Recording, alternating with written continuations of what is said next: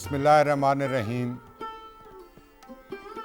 अज़ीज़ान गरामी, मीर के खुसूसी मुताले के course code 9022 के साथ हाजिर हूँ अरशद महमूद नाशाद।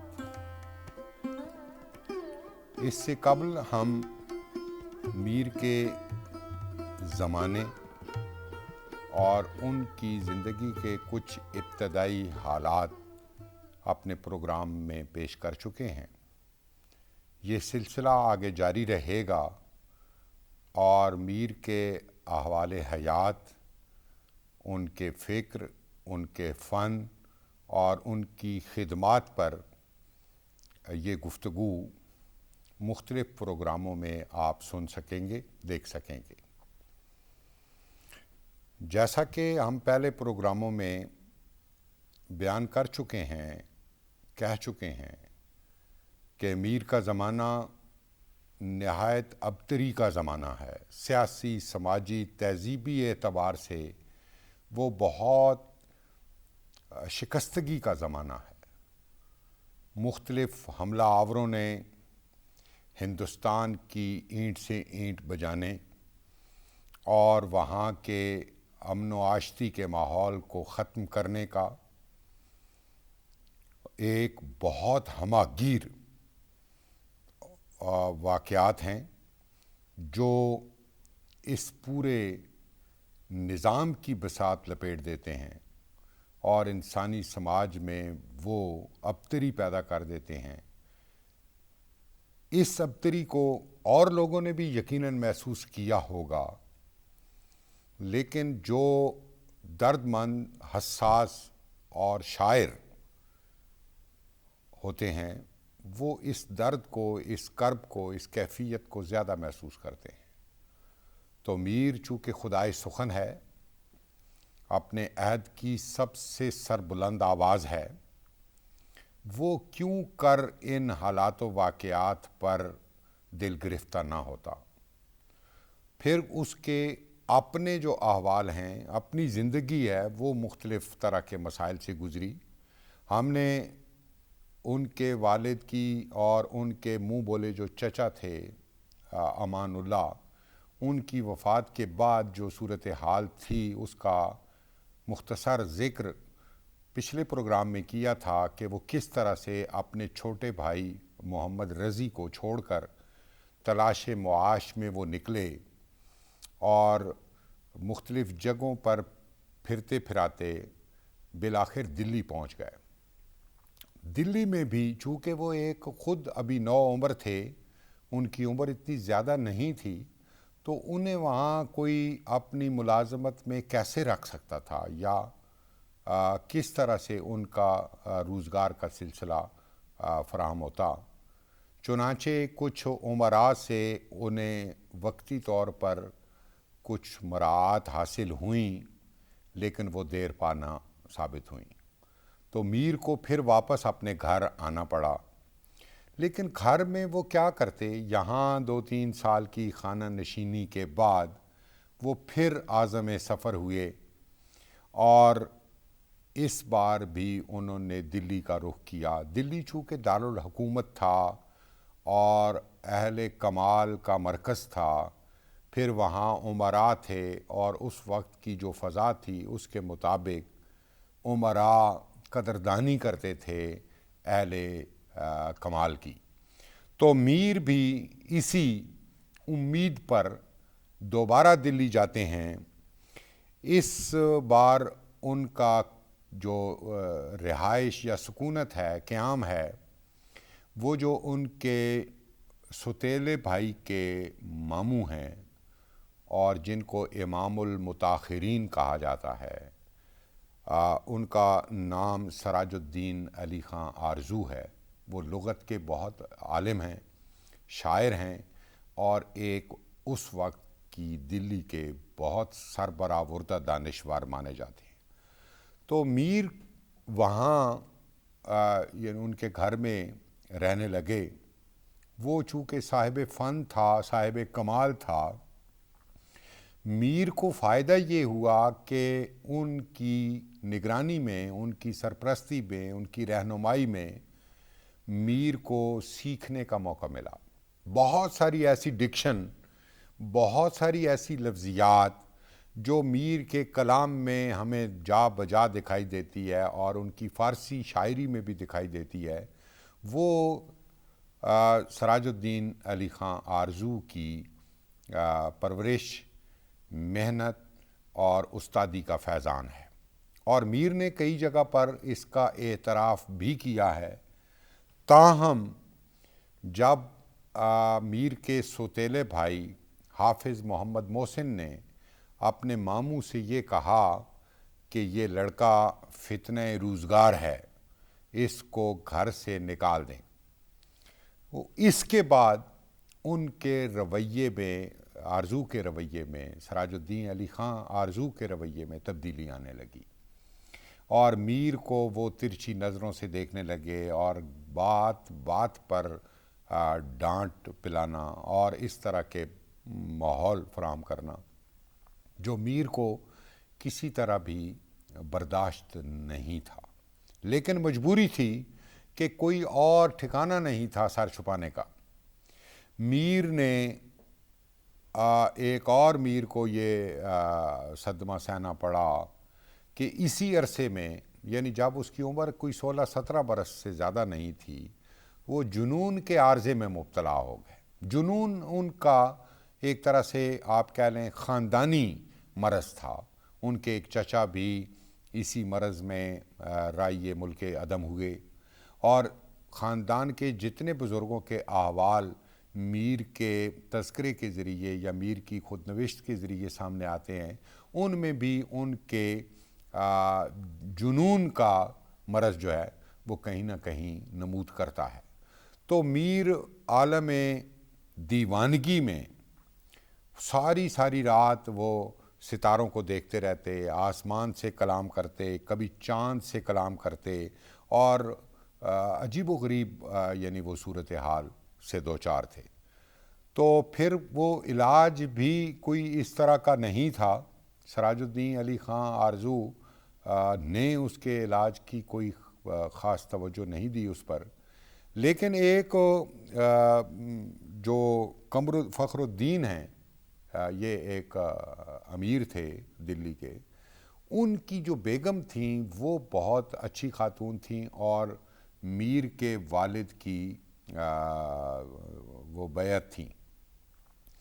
اس کو جب یہ معلوم ہوا کہ ان کے پیر کا بیٹا یعنی میر تقی میر عالم جنون میں ہے، دیوانگی کے اس کو دورے پڑتے ہیں، تو اس نے خاطر خواہ علاج کیا، اور بڑی شفقت کا مظاہرہ کرتے ہوئے اور بہت محبت کا اظہار کرتے ہوئے انہوں نے، جب تک وہ میر ٹھیک نہیں ہوئے، انہوں نے نہ صرف یہ کہ اس کا خیال رکھا، بلکہ وہ حکیم اور اطباء سے باقاعدہ اس کا علاج وہ کراتے رہے۔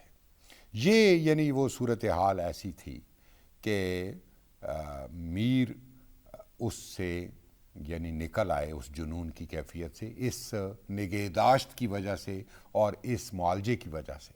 اگر یہ دونوں چیزیں اس کو میسر نہ آتی تو جس طرح کا وہ ماحول تھا وہ میر کے لیے زیادہ سنگین ہو جاتا، اور شاید وہ جان بار نہ ہو سکتے یا زیادہ آگے سفر نہ کر سکتے۔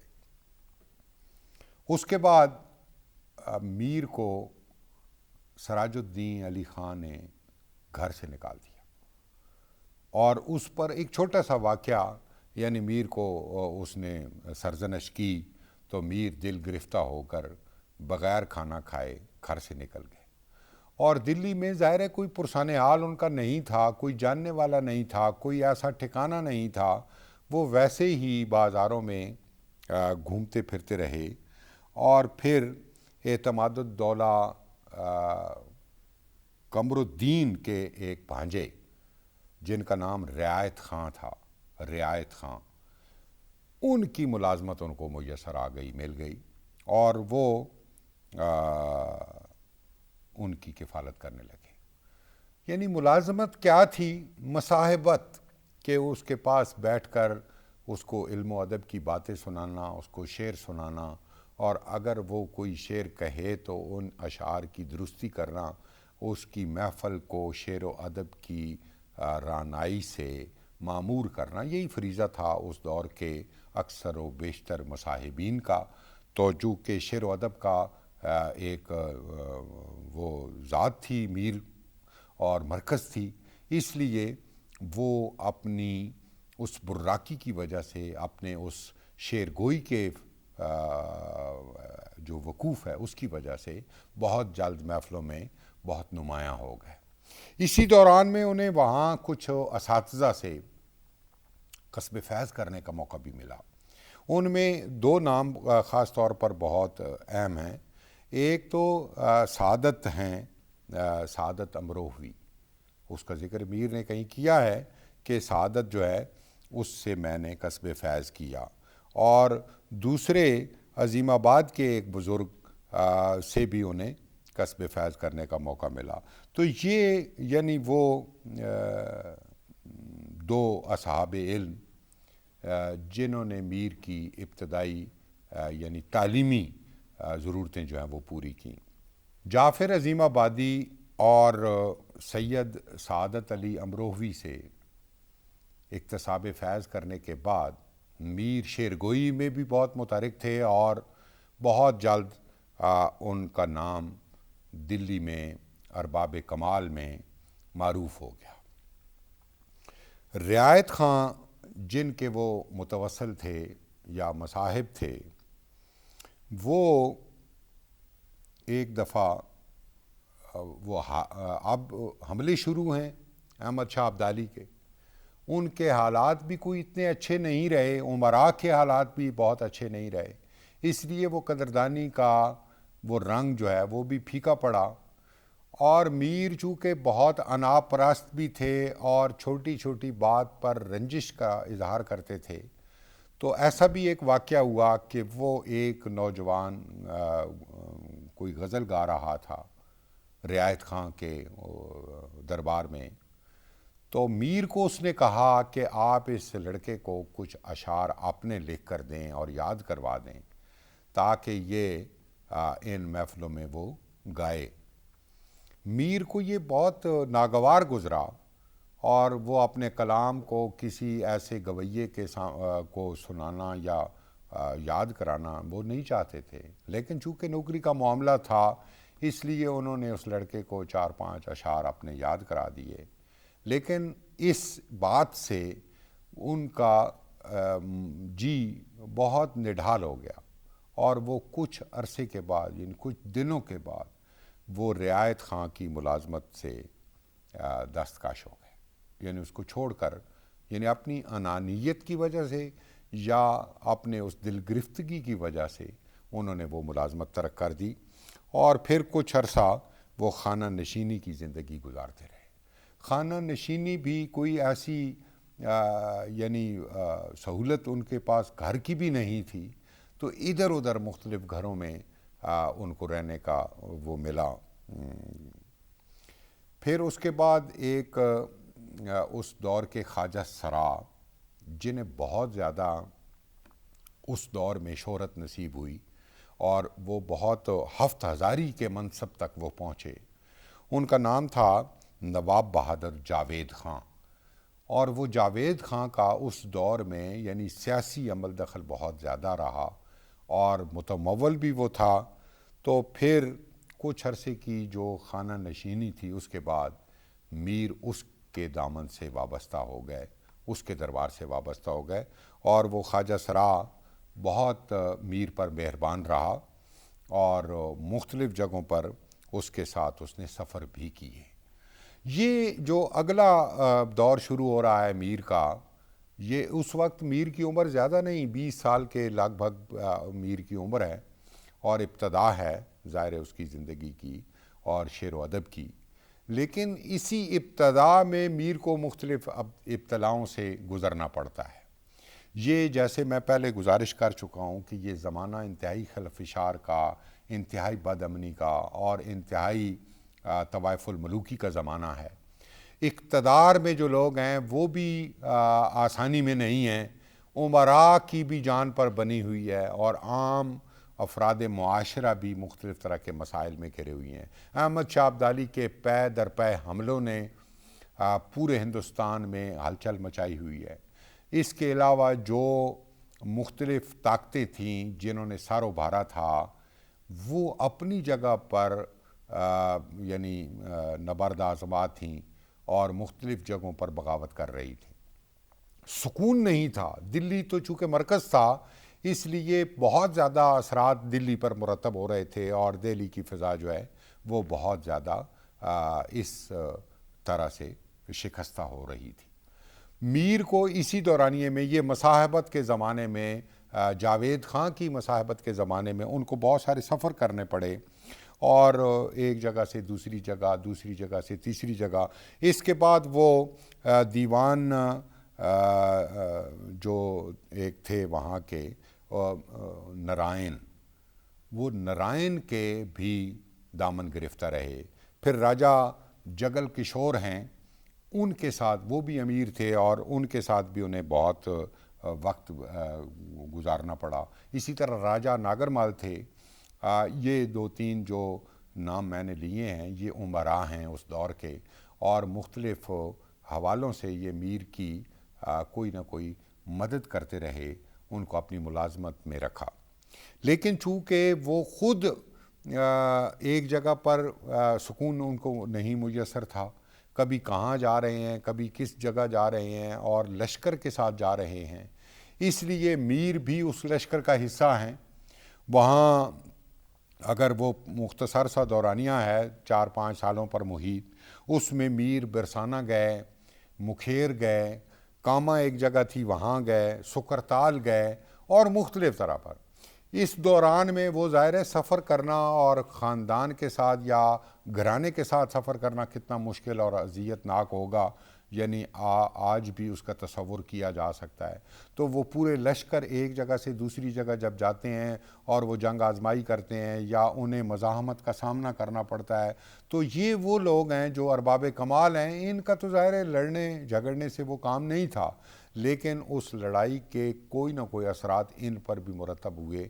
تو کئی دفعہ ایسی اسفار میں، انہی اسفار میں وہ فاقوں سے بھی انہیں رہنا پڑا اور کوئی کھانے پینے کی چیز میسر نہیں آئی، اور وہ چونکہ جو ان کے والی تھے یا جو ان کے نواب تھے، امراء تھے، وہ خود اس کیفیت سے گزر رہے تھے، اس لیے میر جیسے غیور آدمی نے کوئی کبھی سوال نہیں کیا اور جس طرح کی کیفیت میں انہیں میسر آئی اس پر صبر شکر کیا اور اسی طرح رہے۔ تو فاقہ کشی کے اپنے ظاہر ہے وہ خود وہ فاقہ کشی کر سکتے تھے، لیکن اپنے چھوٹے چھوٹے بچوں کو، اپنی بیگم کو اور اپنے اہل خانہ کو اس طرح سے یعنی وہ نہیں دیکھ سکتے تھے، اور یہ ان کے لیے مزید پریشانی کا سبب بن رہی تھی۔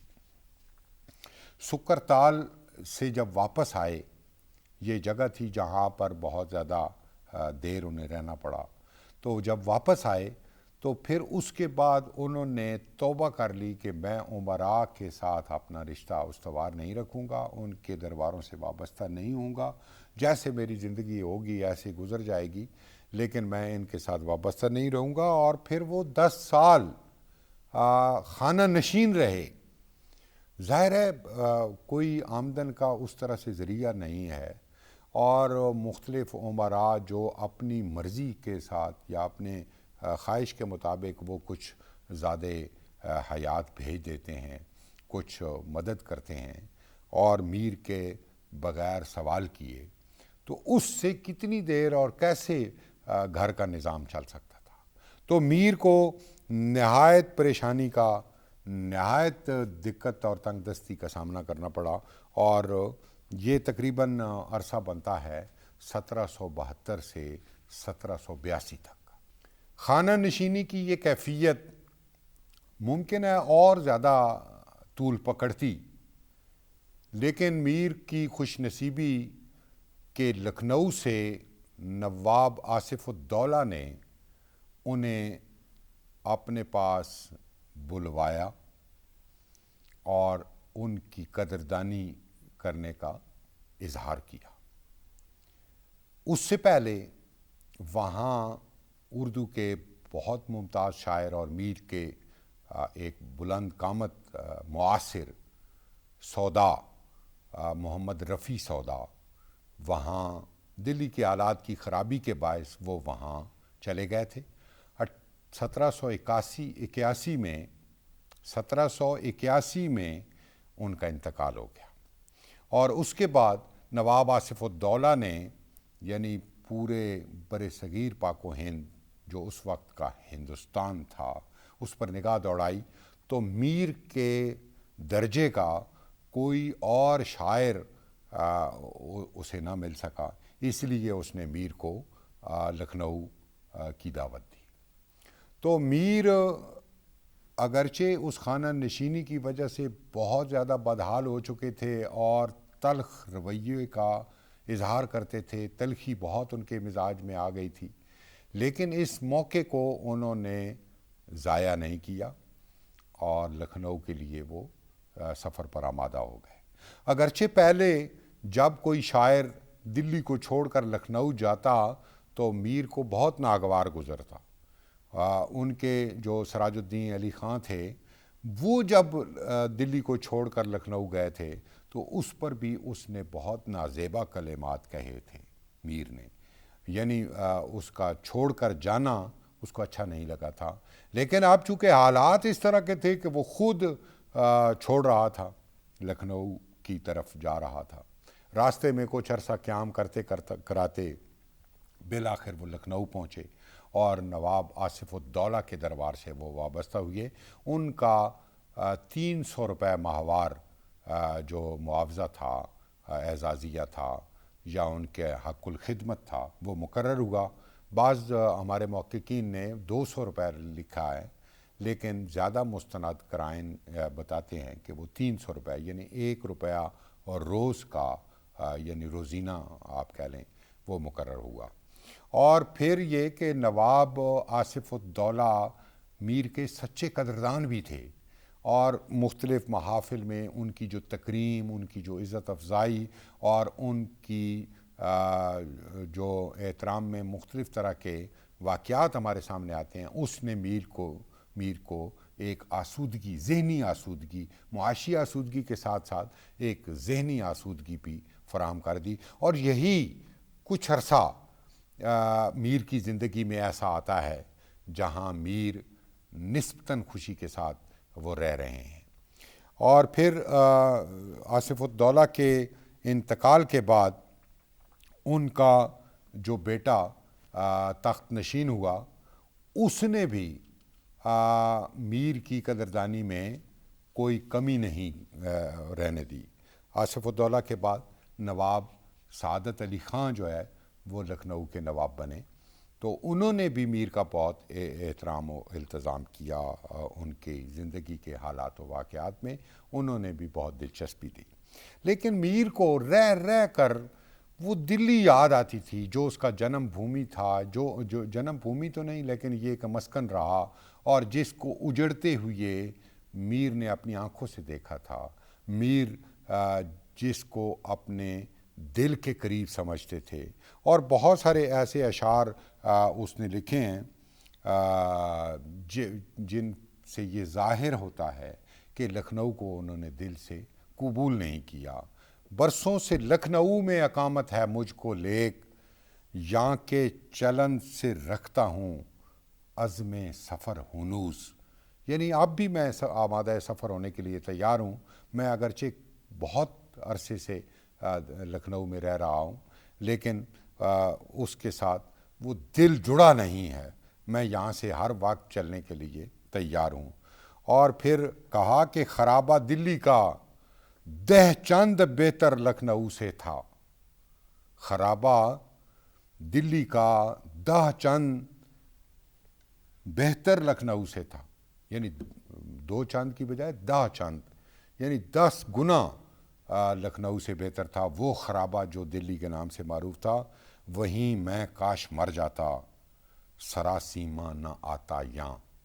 یعنی یہ اس کا اظہار ہے درد کا، دل کا، اگرچہ اس کو یہاں قدردانی میسر آئی ہے، اگرچہ یہاں اس کو مرفع الحالی اور معاشی آسودگی ملی ہے، لیکن اس کے باوجود دلی اس کے اندر سے نکل نہیں سکی، اور مشکل ہے اس خرابے میں آدم کی بود و باش۔ یہ بھی اس نے کہا لکھنؤ کے بارے میں کہ یہاں انسان کا رہنا جو ہے وہ مشکل ہے، جو بہت ساری یادیں اپنے اندر رکھتا ہو۔ خیر، یہ میر کا زمانہ نسبتاً آسودگی سے گزرا، لیکن یہ جو احساس تھا اپنے وطن سے دور ہونے کا، دلی سے دور ہونے کا، اس نے پھر بھی اس کے اندر ایک پریشانی کی کیفیت جو ہے وہ پیدا کی۔ پھر اس کو 1807 سے 1809 تک، یعنی 2-3 سالوں میں اس کو 2-3 سانحات کا وہ سامنا کرنا پڑا۔ پہلے اس کی زوجہ جو تھی، زوجہ اول، اس کا انتقال ہوا۔ پھر ان کی ایک بیٹی، میر کی ایک بیٹی جو بیگم تخلص کرتی تھی، شاعرہ تھی، اس کا انتقال 1808 میں ہوا۔ پھر ان کے ایک جوان سال بیٹے میر فیض علی کا انتقال وہ ہوا۔ تو ان 3 پے در پے المناک سانحات نے میر کے اندر کو مکمل طور پر ہلا کر رکھ دیا، اور پھر آہستہ آہستہ میر مختلف بیماریوں میں پہلے بھی مبتلا تھے، بعد میں وہ بیماریاں زیادہ زور پکڑ گئیں۔ اس میں خاص طور پر درد کولنج، اس کا بہت وہ انہیں شکار رہے، اور پھر وجہ مفاصل یا جوڑوں کا درد جو ہے، اس نے میر کو باہر نکلنے سے، گھر سے باہر جانے سے روک لیا، اور یوں 1810 میں میر اس جہان فانی سے رخصت ہوئی ہے۔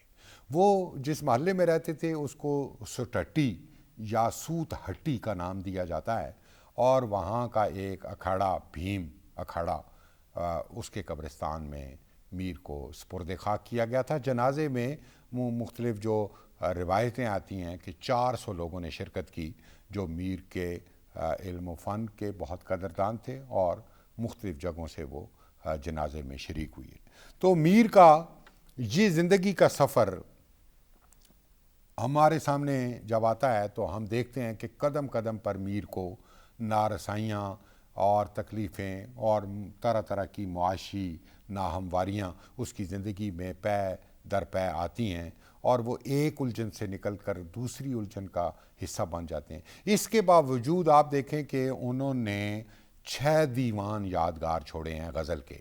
وہ بہت ساری اور اصناف میں بھی، یعنی قصیدے میں بھی، مثنوی میں بھی، رباعی میں بھی انہوں نے اظہار کیا، لیکن جو غزل کو درجہ، جو مقام انہوں نے دیا، وہ انہی سے خاص ہے، اور کوئی اس کا مثیل نہیں ہے۔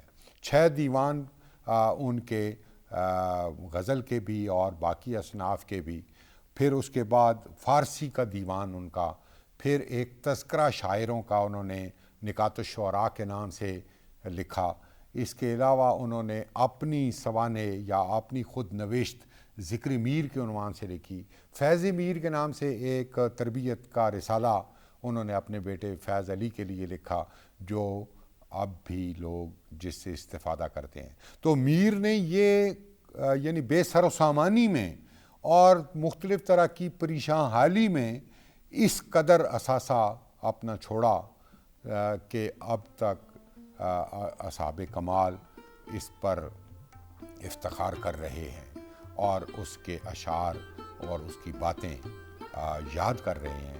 اس نے خود بھی کہا تھا کہ پڑھتے پھریں گے گلیوں میں ان ریختوں کو لوگ، مدت رہیں گی یاد یہ باتیں ہماریاں۔ اس کے ساتھ ہی آج ہم پروگرام ختم کرتے ہیں۔ آئندہ پروگرام کے ساتھ پھر حاضر ہوں گے۔ اللہ حافظ۔